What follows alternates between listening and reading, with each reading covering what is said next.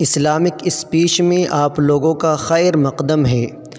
دین کے اہم اور ضروری مسائل سننے کے لیے ہمارے چینل سے جڑے رہیں۔ یہ رمضان کے آخری ایام چل رہے ہیں۔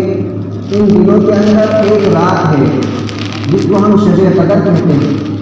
شب قدر اخیر عشر کی طاق راتوں میں عموماً ہوتی ہے، یعنی 21 کی رات سے لے کر 29 تک جو طاق راتیں ہیں، 21، 23، 25، 27 اور 29، ان طاق راتوں میں شب قدر کا ہونا زیادہ اہتمام کے ساتھ بتلایا گیا ہے۔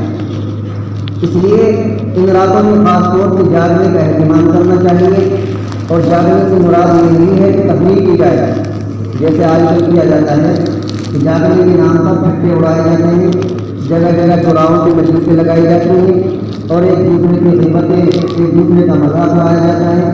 ایسا جاگنا بیکار ہے، ایسے جاگنے سے سونا بہتر ہے۔ اس لیے اگر جاگنا ہے تو اللہ کی عبادت کے لیے، ذکر اور تلاوت کے لیے جاگنا ہے۔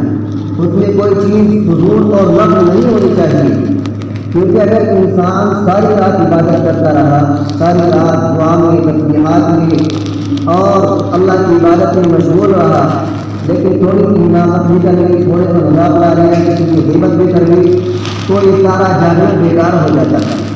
اس لیے جتنا جاگیں صرف اور صرف اللہ کی عبادت کے لیے جاگیں۔ جب نیند آئے تو سو جائے، فضول باتوں میں مشغول نہ ہوں، اور ان راتوں میں خاص طور سے مغرب، عشاء اور فجر کی نماز کا جماعت سے اہتمام کرنا چاہیے۔ اگر کسی اور عبادت کی توفیق نہ بھی ہوئی تب بھی انسان کو اللہ تبارک و تعالیٰ رات بھر جاگنے کی عبادت کا ثواب دے دیتے ہیں۔ اس لیے شب قدر کا بھی اہتمام کرنا چاہیے۔